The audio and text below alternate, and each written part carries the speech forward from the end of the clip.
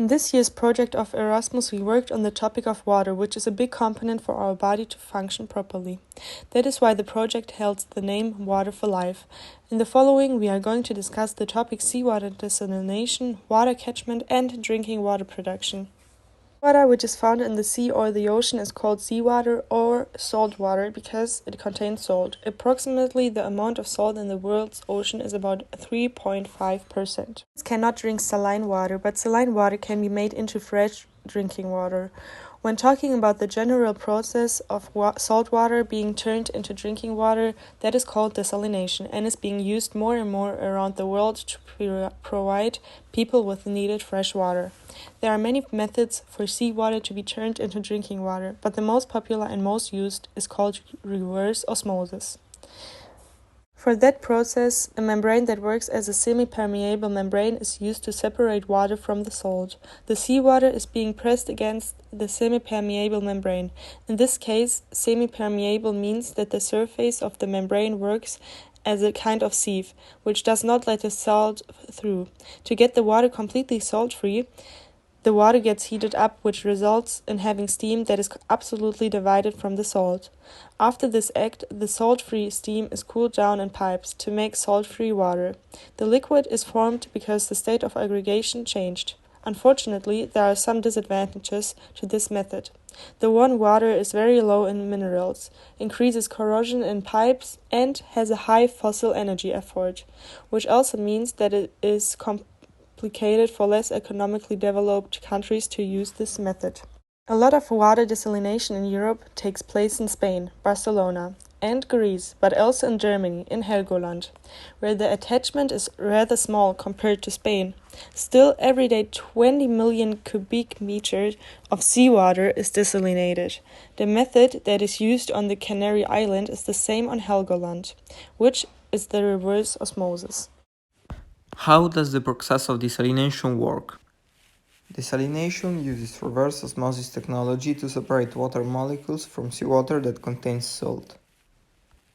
The first step is taking water from the sea with underground tunnels. Then water is stored in cisterns where it is filtered before being desalinated. Here, water is forced through thousands of semi-permeable membranes under very high pressure. The membranes allow the smaller water molecules to pass, leaving salt behind.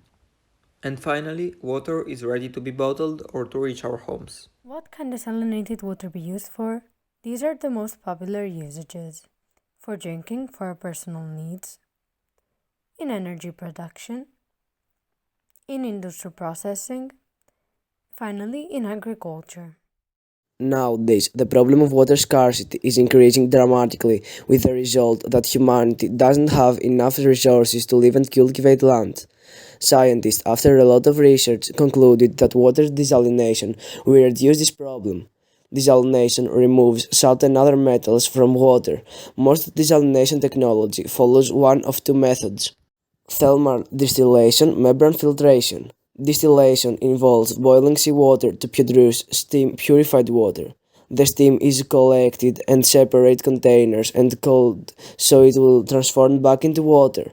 The most common type of membrane separation is called reverse osmosis. During the process of desalination, as well as before desalination, cleaning chemicals are added to the water, which help the treatment become more efficient and successful.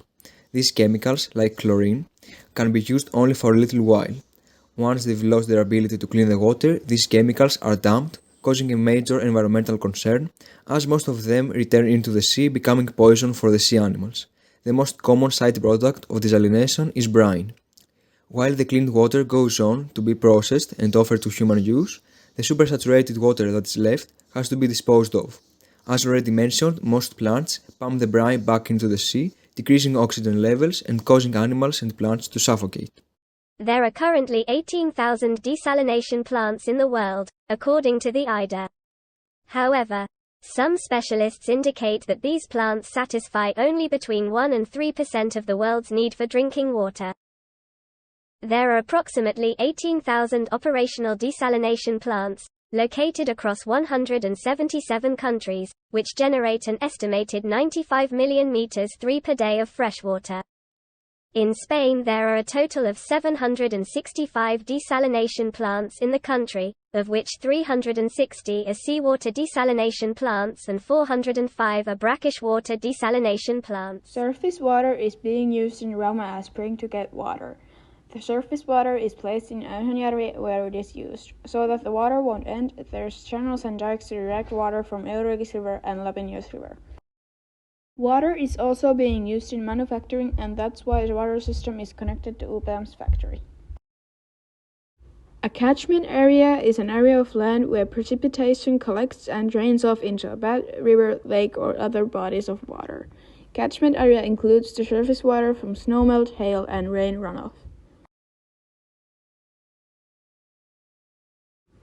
Surface water is always cleansed with different chemicals before connecting it to the water supply system. After using chemicals to clean water, it becomes drinkable.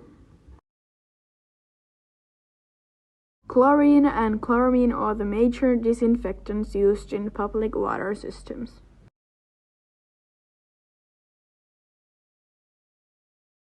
Drinking water or water suitable for human consumption is called water that can be consumed without restriction for drinking or preparing food. But how can we produce it? It is about boiling the water before consuming it, a process that ensures the elimination of pathogenic microorganisms that may be found in the water, such as bacteria and viruses. Once the water is boiled, it can be drunk or used to wash food since it can be considered potable. In the heart of Sierra Espuna, in the area declared Regional Park, the Fuentedueñas spring is born in the Prado Chico estate, municipality of Mula. In this spring, an aquifer of 3.5 kilometers 2 discharges, which collects the water that passes through this mountainous massif of privileged natural landscape. At 910 meters of altitude, at a constant temperature of 13 C and throughout the year, water flows with great purity and balanced mineralization, due to its origin from snow and rain that in its slow natural filtration through a thick mantle of sandstone, acquires the mineral salts that give it its particular properties and characteristics. The Fuentedueñas spring has a constant flow that, in the harshest times of drought, does not drop below 3 liters per second and that maintains its exact qualities at any time of the year. Nowadays, the soiling of water is a major problem in southern countries. This issue starts with the pollution of the oceans by plastic because the plastic remains on the surface of water bodies and prevents sunlight from penetrating inside. This leads to the formation of harmful algae and bacteria. But in poorer countries, water also gets further soiled by untreated wastewater and toxins, for example from fish farms or fertilizers used in agriculture. Affected countries, like an example given developing countries, often then don't have the money to purify the water in sewage treatment plants as we do or to desalinate seawater. These circumstances lead to many negative consequences, including about 2.2 million people that die every year due to water shortage and contaminated drinking water. Furthermore, millions of people become ill due to the soiled water and poor hygiene conditions.